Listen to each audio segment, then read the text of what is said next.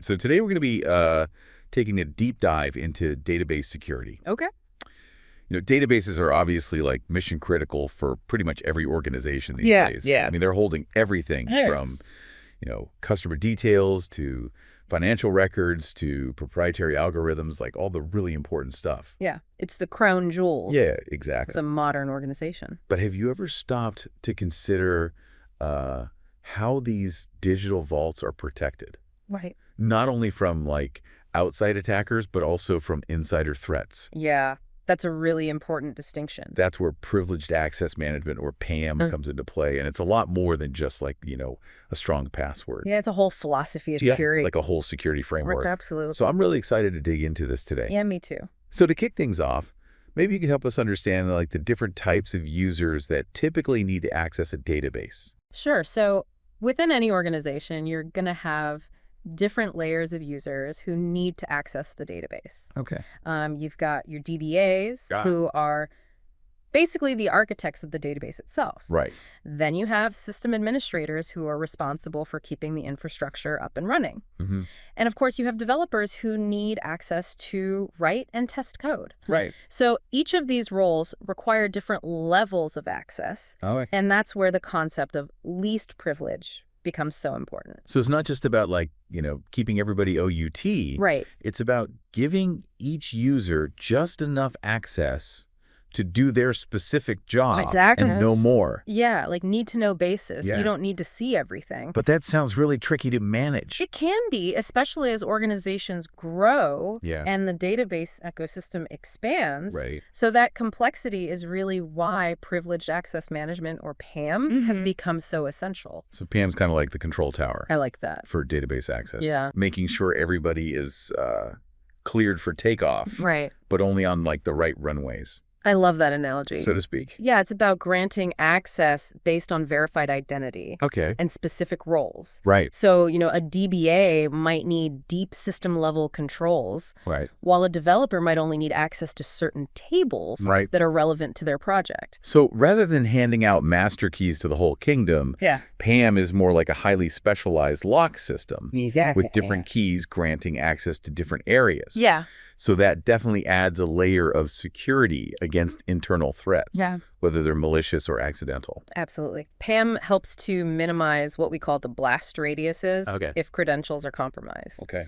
So let's say a developer's account is hacked. Right. With PAM in place. Yeah. The attacker wouldn't gain access to the entire database. Oh, wow. Only the specific areas that developer was authorized for. Oh, that's a huge relief. But even with these like granular controls in place, there's still the human element to consider. Absolutely. People can make mistakes. Yep. Or worse, intentionally abuse their privileges. Yeah, that's the insider threat. So is there a way to actually monitor what's happening inside the database? Yeah, absolutely. That's where database activity monitoring, or DAM, steps in. Okay, so DAM. Think of it like a security camera, but for your data. Gotcha. So it tracks everything that's happening within the database. Okay. Who accessed, when, and what changes were made. So PAM is like the gatekeeper, controlling who gets in. Yeah. And then DAM is like the watchful eye. Exactly. Recording everything that happens once they're inside. Exactly. That sounds like a pretty powerful combination. It is. But what good is a recording if nobody's actually watching it? Right. How does DAM actually help prevent threats in real time? So DAM systems are not just passive recorders. They actually analyze patterns and behaviors. And they can flag anything that looks unusual. Okay. So for example, let's say a user suddenly accesses a table they've never touched before, or they try to download an unusually large amount of data that would trigger an alert. Gotcha. Signaling a potential security breach. Okay, so it's like having a detective in your database. Exactly. Constantly looking for clues of suspicious activity. Absolutely. That's amazing. And the best part is DAM integrates seamlessly with PAM. Okay. So when DAM flags an anomaly, PAM can automatically adjust access privileges. Oh, wow. Limiting the potential damage. Okay. While the security team investigates. So it's like a self-defense system? Yeah, like a real-time response system. I like that. Yeah. That's really cool. Pretty impressive technology. Yeah. So we've talked about, preventing unauthorized access. Right. monitoring activity. But even with all of these precautions in place, some data is just inherently more sensitive, absolutely, than others. Right. Think about things like customer credit card numbers or personal health information. Yeah. Trade secrets. The crown jewels? Yeah, exactly. So how do organizations actually pinpoint which data needs the highest level of protection? So that's where sensitive data discovery comes into play. Okay. It's about scanning the entire database to identify and classify data based on its sensitivity and any relevant regulatory requirements. So like imagine you have this massive library filled with books, but some of those books contain top secret information. Sensitive data discovery is kind of like having a librarian. I like that analogy. Who can quickly locate those sensitive books so you can store them in a secure vault. Exactly. You got to know where the good stuff is. Right. And just like those top secret books, sensitive data needs those extra layers of protection, especially considering all the regulations out there like GDPR and HIPAA. Oh yeah, those regulations have some serious teeth. Yeah. They can impose some hefty fines for mishandling personal information. So PAM actually plays a crucial role in ensuring compliance with those regulations. Yeah, absolutely. PAM can restrict access to sensitive data, making sure that only authorized personnel with specific roles, like data stewards or security auditors, can even see it. So PAM is like the librarian guarding the vault. Like that. Making sure only those with special clearance can access that super sensitive data. Exactly. But what about situations where you need to use that sensitive data, but you don't want to expose the real information? Right. Like, for example, developers who are testing a new feature. Yeah. They shouldn't be working with actual customer credit card numbers. Yeah, that's a great point. Right. And that's where data masking comes in. Okay. Data masking. It's like creating a realistic replica of the sensitive data. Okay. Almost like a movie set version. The data looks and feels real. Okay. So developers can test their code. Right. Analysts can run their reports. But the underlying sensitive information is actually replaced with fictional values. So it's like giving the developers a stage prop instead of the real crown jewels. Right. It's convincing enough. Yeah. For testing purposes. Right. But it doesn't pose any real risk if it's compromised. But then how do you make sure that only authorized personnel can see the real data when necessary? So again, PAM plays a crucial role here. Okay. It controls who can remove the mask and access the actual sensitive data. So it's not just a simple like on-off switch. Right.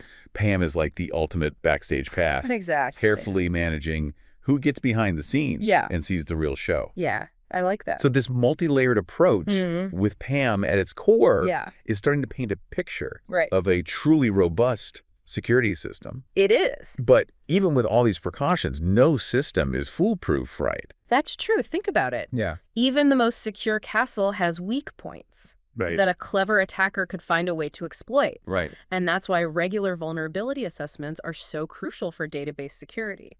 Okay. Vulnerability assessments. Yeah. Think of it like having a structural engineer inspecting the castle walls, looking for cracks, loose bricks. Gotcha. Any potential weaknesses that could be exploited. Joe's very proactive approach. Exactly. Find and fix the vulnerabilities before an attacker can take advantage of them. I imagine those assessments could reveal some pretty sensitive information, though. Oh, absolutely. About the database's structure and potential weaknesses. Right. You don't want that information falling into the wrong hands. So who gets to see the results of these assessments? Well, that's where PAM comes back into the picture again. Of course. PAM can control who has access to initiate conduct and view the results of vulnerability assessments. So it seems like PAM is really like the thread that weaves all of these security measures together. It's the central nervous system of database security. Making sure that the right people have the right level of access at every stage of the process. Exactly. That's really interesting. It's pretty amazing when you think about it.